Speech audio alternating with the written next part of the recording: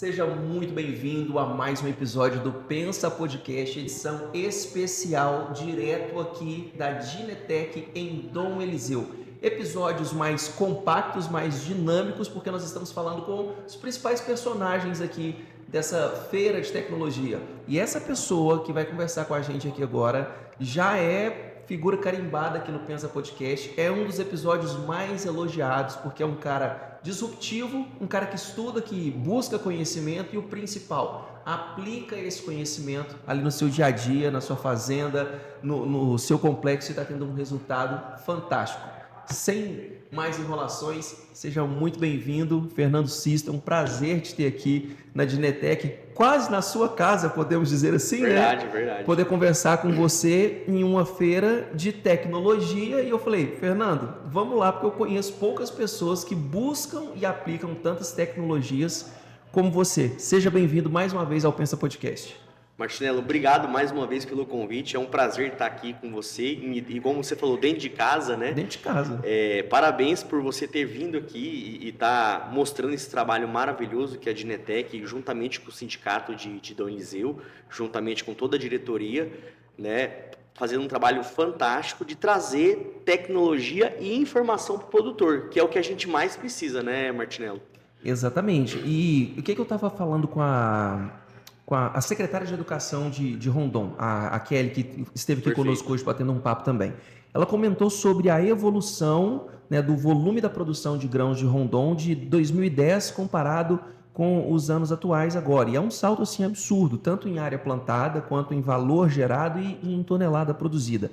Nós sabemos, Fernando, que o avanço da produtividade está muito ligado à tecnologia. E como eu disse, você, como poucos, é um cara que sabe utilizar a tecnologia. Como é que você vê a situação aqui de Dom Eliseu, Rondon, em relação ao produtor e a sua afinidade com as tecnologias aplicadas ao agro? Já é algo que todo mundo utiliza, nem todo mundo utiliza? Como que você vê esse cenário?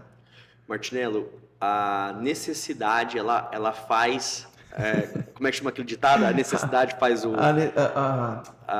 Eu esqueci, mas eu sei ele de forma mais popular. A necessidade faz o ladrão? A ocasião faz o ladrão, mas esse não se aplica. Eu tenho um melhor. A água, quando bate na bunda, faz o sapo pular. Pronto, nós estamos muito ruins de provérbio. Então, mas exatamente isso, né? Quando a água bate na bunda, você aprende a nadar.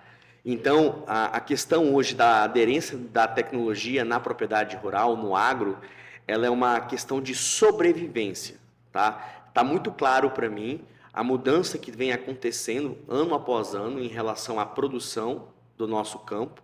E a produção do nosso campo, ela só tem aumentado para produtores que têm usado a tecnologia e têm aberto a mente para usar essa tecnologia em campo. Esses produtores estão, né, a gente vem em anos ruins de commodities, né, a gente tem os 2 anos aí, preços ruins de commodities, algum clima não tão favorável também, e isso afeta a nossa economia, afeta os produtores rurais, mas para que você não sofra tanto com os intempéries de preço e clima, é necessário usar a tecnologia para amenizar essa situação, né?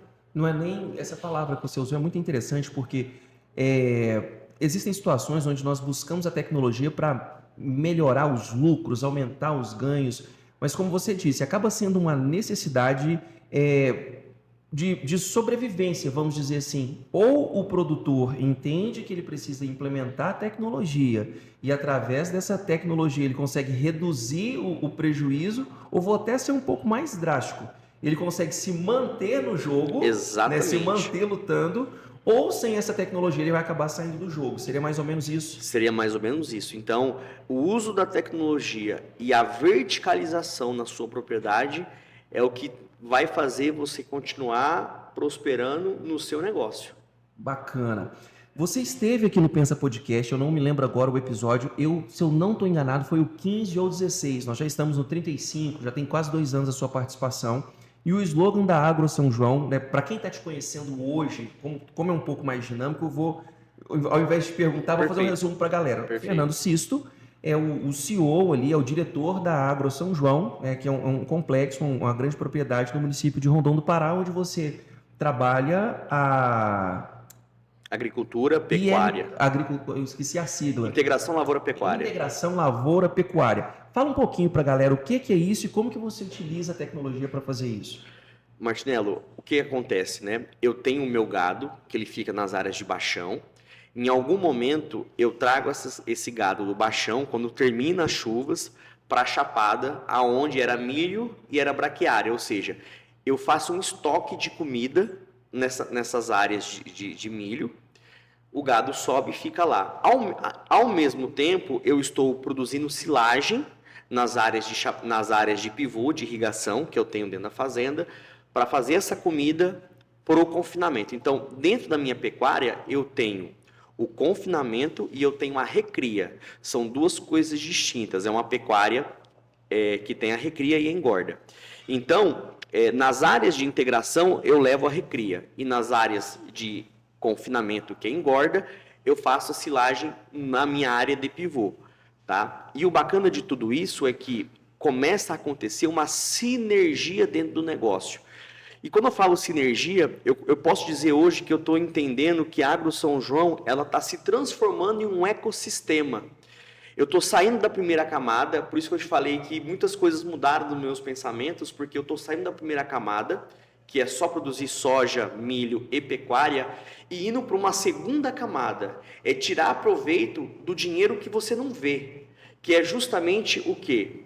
Por exemplo, a minha área de pivô, eu faço silagem, essa silagem eu vendo para o confinamento paga essa silagem para a agricultura, o boi faz o esterco dele, esse esterco eu volto ele para a chapada, a agricultura compra esse esterco do confinamento, esse esterco vai lá para cima, eu faço o organo mineral para poder reduzir o custo do meu fertilizante químico e ter uma sinergia melhor para que eu consiga produzir mais soja, tá? Então, é uma coisa que uma vai se encaixando na outra. O líquido, ou seja, toda a água do meu confinamento quando chove e escorre, aquele líquido eu também vou aplicar na lavoura, que é o biofertilizante. Então, tudo isso eu vou aproveitar para reduzir os custos da minha lavoura. E aí você começa a tirar dinheiro da onde você não via dinheiro. Você começa a reduzir os custos e aumentar a produção. E aí, com tudo isso, eu tive um projeto dentro da Agro São João chamado 10 em 4. A nossa meta até 2028, Bruno, é produzir 10 mil hectares em comida em 4 mil hectares que eu tenho de terra. Ou seja, eu quero, resumindo em miúdos, eu quero faturar o que fatura uma fazenda de 10 mil hectares. Porém, utilizando 4 mil. 4 mil. E esse faturamento, ele só vai acontecer com a integração lavoura-pecuária e dentro do negócio as ramificações. Então, assim, dentro do pivô, por que é interessante eu fazer silagem no pivô? Por que você não faz silagem em outras áreas? A resposta é muito simples. A silagem de milho encurta o período do pivô e eu consigo fazer 3 safras. Então, se eu fizer a minha safra principal, um pouquinho de safrinha, 3 safras no pivô, só aí eu já passo de 5 mil hectares de áreas plantadas. E aí, quando eu falo 5 mil hectares, contando a rotatividade ali. E aí eu vou para a pecuária, abatendo mais 10 mil animais ano. Então, se eu juntar um abate de 10 mil animais anos e mais a minha área de safra, safrinha e pivô, nesse sistema, eu vou para um faturamento de uma fazenda que produz 10 mil hectares de comida, ou seja, 10 mil hectares de soja. Uma fazenda que planta 10 mil hectares de soja, a Agro São João vai bater esse faturamento. Faturamento. É claro que uma fazenda dessa, ela, de repente, pode até sobrar um pouco mais de dinheiro. Porém, a ideia é aumentar a nossa produção, por quê? Porque eu vou começar a agregar valor nas minhas produções. Vou te dar um outro exemplo. Quando eu te falei que eu comecei a criar camadas de oportunidade na Agro São João, entendendo que hoje a Agro São João está se tornando um ecossistema, foi um outro negócio que eu fiz, é o quê? Vender em vez de eu vender o boi para o frigorífico, agora eu estou vendendo boi no mercado Formosa em Belém.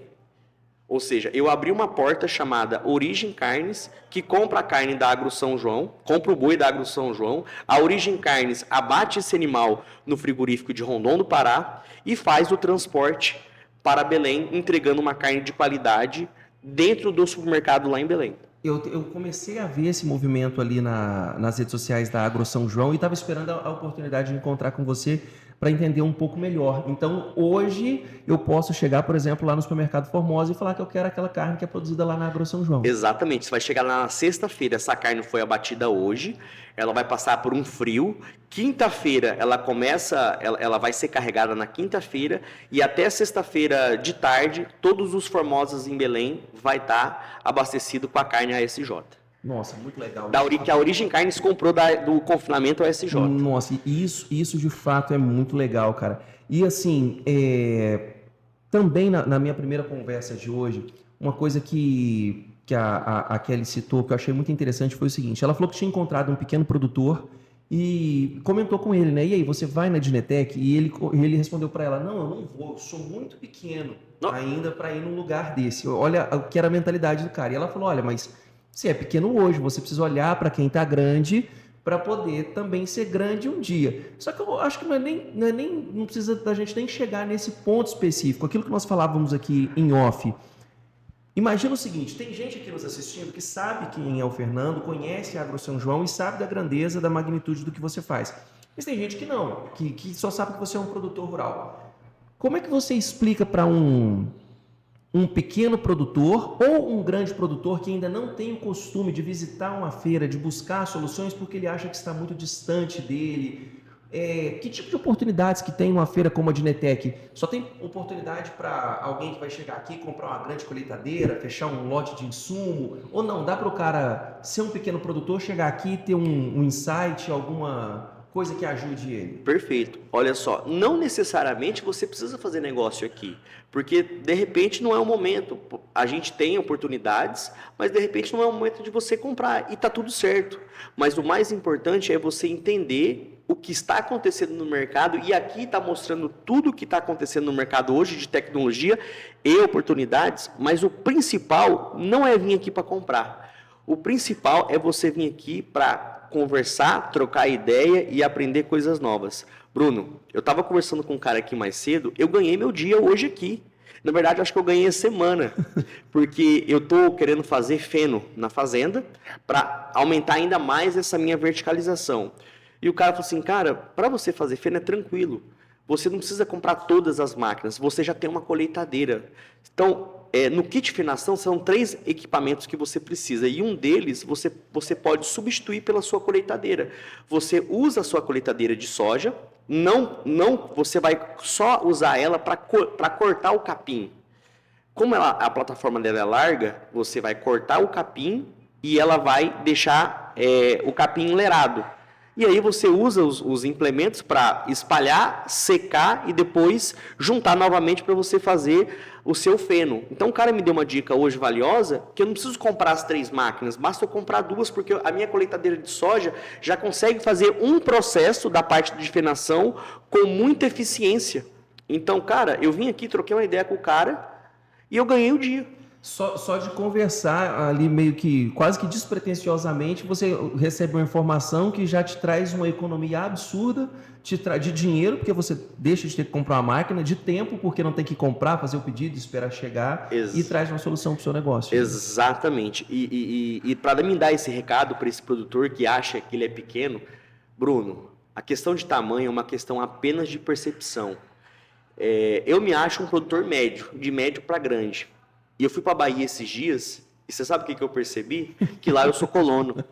Então tudo, pessoal, é referência. Você se acha pequeno, mas sempre sempre vai ser maior que alguém ou menor que alguém. E tá tudo bem com isso. A questão tudo, Bruno, é aquilo que você carrega dentro de você. O que a gente precisa estar bem no sentido de você não estar confortável e sempre buscar melhorias, porque isso é uma questão contínua. Então, não é sobre o tamanho, é sobre aquilo que você carrega dentro de você, aquilo que você quer para o seu futuro. É algo um pouco mais profundo, sabe?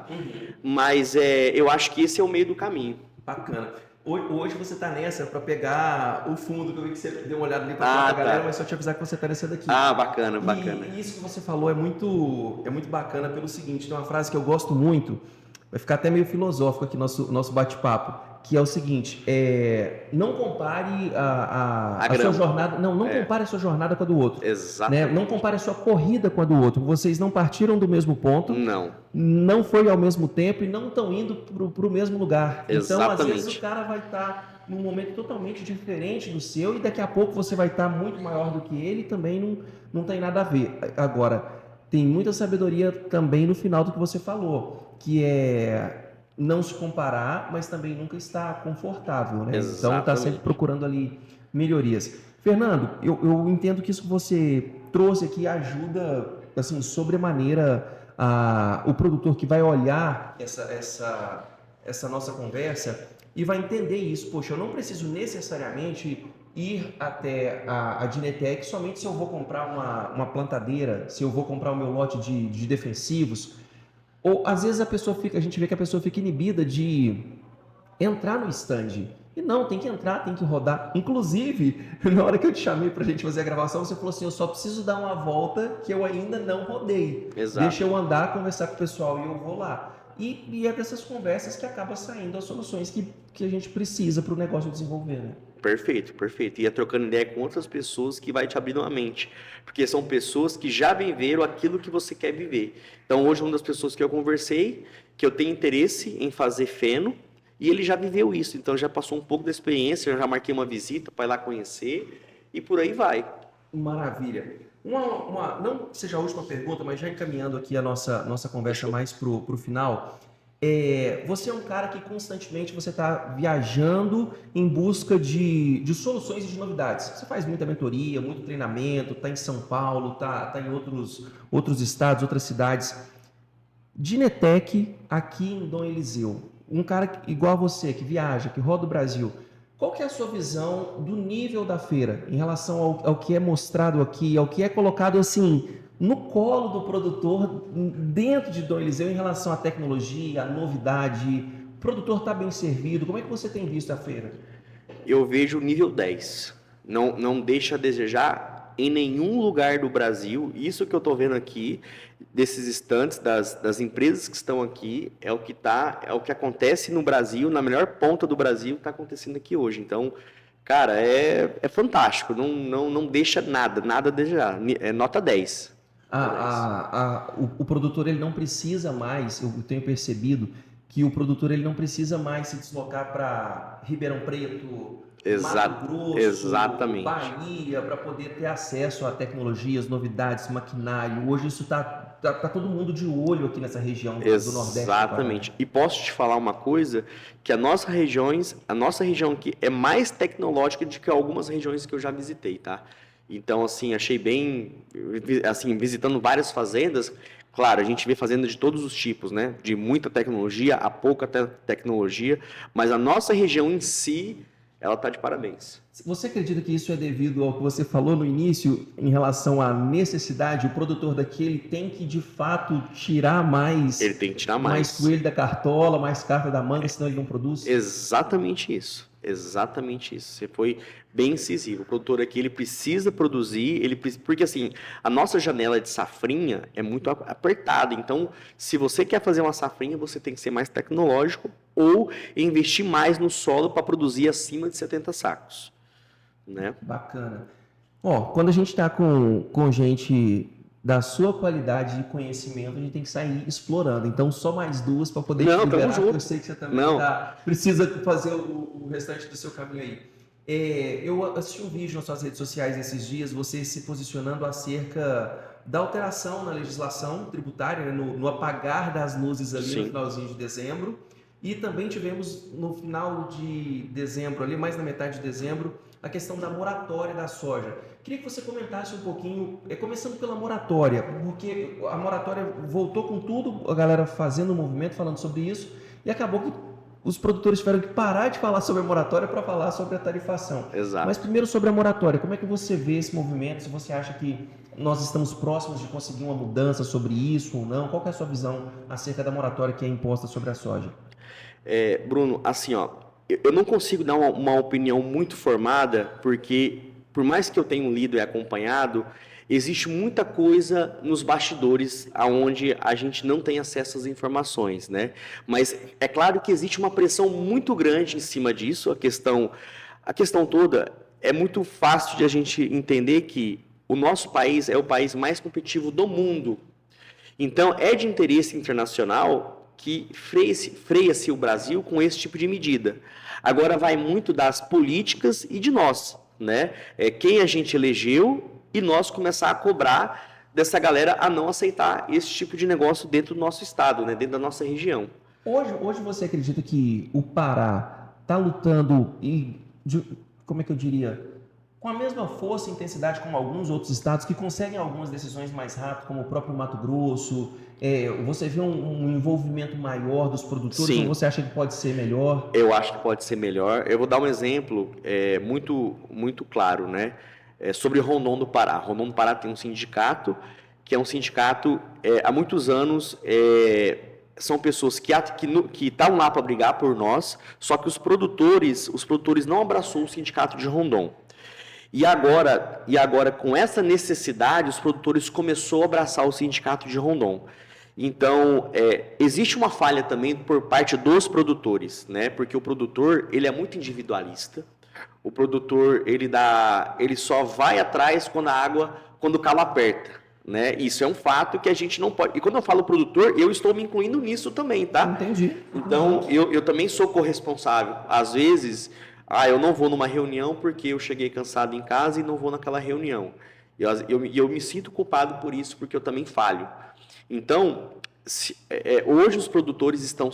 Eu vejo um ponto positivo, falando dessa tributação agora, porque o Sindicato de Rondon do Pará tem grandes chances de unir os produtores. Que se não unir agora, lascou, né? Então, existe sim uma desunião da nossa classe, que a gente precisa estar mais unido, porque existem as diferenças, né? Então, por exemplo, eu não vou me relacionar com o fulano porque ele é pecuarista. Eu não gosto do presidente do sindicato porque ele é pecuarista.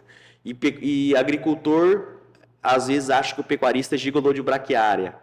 O pecuarista acha que o pecuarista acha que o agricultor ele veio para cá para roubar as terras da pecuária, para poder... os caras... Enfim, existe uma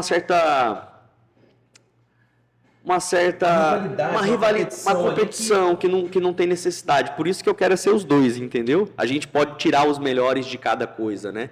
Eu acredito na pecuária, eu acredito na agricultura e eu acredito na sinergia das duas coisas. Então, assim, nós estamos falando de seres humanos, que seres humanos pensam de forma diferente. As pessoas, elas sentem necessidades de só se ligar com pessoas que pensam igual. E para o crescimento do indivíduo, é importante eu ter pessoas do meu lado que pensam ao contrário de mim. Eu preciso conviver com pessoas que não têm o mesmo pensamento que eu, porque eu não sou dono da verdade, eu não sou pai de Deus, e eu preciso escutar opiniões divergentes à minha para mim poder crescer de uma forma mais sustentável, né? Essa fala sua é perfeita para a gente poder encerrar aqui, porque eu bato muito nessa tecla. Outra frase que eu gosto muito: infeliz no homem que não tem a quem temer, que não ouve a ninguém, porque você citou algo aí. Você precisa conviver com pessoas que pensem diferentes de você. Hoje em dia a gente convive com algumas pessoas que elas não admitem que a pessoa manifeste o pensamento diferente do dela. Então é aquele produtor que ele planta, ele planta 15 mil hectares.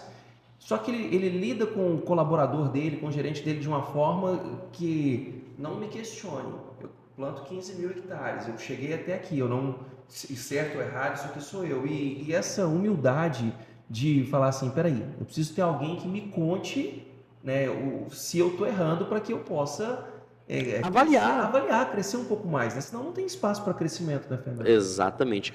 E uma das coisas que eu aprendi muito com você, naquele trabalho que você fez na Agro São João, e que eu levo para mim e procuro praticar, que é o famoso feedback, né? Dê feedback para as pessoas.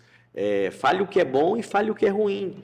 Porque não tem como a pessoa saber, né, Bruno, se está certo, se Será que eu acertei? Será que eu acertei? Então, quando o funcionário daquela posição acertar, você tem, ei, acertou, parabéns, é isso, vamos continuar, ó, errou aqui, vamos arrumar. E dessa maneira você vai dar o direcionamento para essas pessoas, que no final das contas, a agricultura e a pecuária é como se eu fosse um técnico de futebol do jogo aonde eu estou ali para orientar e as pessoas estão em campo jogando. A minha função é orientar se está certo ou se está errado e quando eu não souber, procurar ajuda para poder sanar essas pendências. Bacana demais. Existem algumas organizações, né? Na verdade, os principais líderes do mundo, eles têm como cultura, quando se trata da gestão de uma grande empresa, ter alguém no time com a função específica de questionar o que ele faz, de levantar obstáculos, né? Possíveis cenários. Porque, em tese, quanto maior o líder ou quanto mais poder ele tem, maior é a tendência dos liderados a baixarem a cabeça ou concordarem com ele. E aí os grandes líderes já colocam ali uma pessoa para falar assim, eu preciso que você ache uma falha nessa minha ideia. Eu preciso que você aponte algo nessa minha ideia aqui que eu não pensei. Mas, chefe, sua ideia é maravilhosa. Tá, mas se ela tivesse que ter um erro, qual seria? Exatamente. Isso é muito bacana. Fernandão, seguinte, já partindo aqui para o nosso... Encerrando, de fato, você falou de feedback, então eu quero encerrar com feedback. Nós nos encontramos com alguma frequência, nem sempre dá tempo de trocar uma ideia como a gente está fazendo aqui. E, cara, quero te parabenizar, porque te vejo sempre, cada vez, numa mentoria diferente, num treinamento diferente. E na hora que a gente fez aquela chamada ali, você falou assim, precisamos gravar outro porque o pensamento mudou. Isso Exato. É bíblico, né? Renovar, você precisa renovar se transformar pela renovação do seu entendimento. Exatamente. Né? A Bíblia fala que você precisa buscar a transformação pela renovação do entendimento. E tá nítido o quanto você agregou novos valores, novos conhecimentos, né?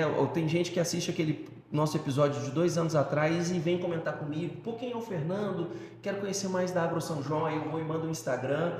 E com certeza, tudo isso que você buscou, que você consumiu de conhecimento nesses últimos 2 anos, você sabe que fez efeito, porque você está vendo isso lá na ponta do lápis, lá no seu Sim. negócio. Mas até aqui, na parte de contribuir e compartilhar com as pessoas, tá nítido sobre o quanto você agregou de coisas novas, né? Então eu desejo que você continue nessa jornada de busca e sempre com essa mentalidade de contribuir com as pessoas, nessa boa vontade que você veio aqui de falar e passar isso para que os outros produtores também possam entender. Eu sou um assíduo consumidor de conteúdos de podcast, né? Eu tenho uma certa dificuldade de ler livros. Para não dizer preguiça. Sei que é uma falha, não é nem bonito falar isso, mas é a realidade. Então eu tento procurar podcasts que me tragam conhecimento e quero ir em lugares que vai ter conhecimento para me conectar com pessoas. Então é o seguinte, o livro ele me traz o conhecimento, mas eu preciso também, para fechar a linha de raciocínio, eu preciso ter a experiência. E a experiência, Martina, ela vem quando você vai até algum lugar e vê fazendo. Então, o livro é top, ver podcast é interessante, mas viver a experiência é fundamental para você fechar a sua linha de raciocínio e tomar as decisões para onde você quer ir. E uma coisa interessante, só para a gente finalizar nessa caminhada toda, porque, cara, quando você acha que você está fechando, tipo assim, eu cheguei aqui, eu acho que eu acertei, eu acho que esse é o rumo. Aí você, cara, eu percorri esse caminho, eu cheguei na porta final. Eu sei que aqui é o final, não tem mais para onde ir. Aí quando você, cheguei na porta, agora eu vou abrir ela para encerrar, eu vou abrir essa porta para poder dizer, não, esse caminho já está percorrido, eu já sei. Aí quando eu abro a porta, eu vejo que tem mais 2 quilômetros para andar. Então eu falo, cara, que porra é essa, né? Eu tô achando que já percorri um caminho legal. Já fiz tudo, aprendi tudo. E aí você fala assim, cara, que loucura, né? Ainda tem tudo isso aqui ainda, né? Então bora percorrer, né? Porque aí você vai aprendendo que não é aonde você quer chegar, mas é o caminho que você quer percorrer. Então, esse caminho para mim é o que eu escolhi, é o que eu amo fazer e eu vou continuar percorrendo ele. E se tiver outra porta para abrir, eu vou continuar abrindo até o dia que Papai do Céu me chamar. O céu é o limite para Agro São João. Não, com certeza. Bacana demais. Agradeço mais uma vez a sua presença aqui. Daqui a pouco vai pro ar o nosso vídeo com a sua promessa de voltar em Paragominas para a gente gravar um episódio completo, atualizando como é que tá a Agro São João depois de 2 anos. muitíssimo obrigado. Tamo tá? junto. Tamo junto sempre. E você que está acompanhando aqui, se quiser assistir esse outro episódio do Fernando Sisto, eu vou deixar aqui na descrição o link. Você pode assistir no YouTube ou no Spotify, tá? E essa série especial da Ginetec, o Fernando foi apenas o segundo convidado. Teremos vários outros convidados aqui também. É só jogar lá no YouTube Pensa Podcast, edição Ginetec, ou clicar aqui, se inscrever no nosso canal e ver todos os episódios que estão disponíveis. Muito obrigado, fiquem com Deus e até o próximo episódio. Show de bola, moçada. Tamo junto. Valeu, meu Valeu.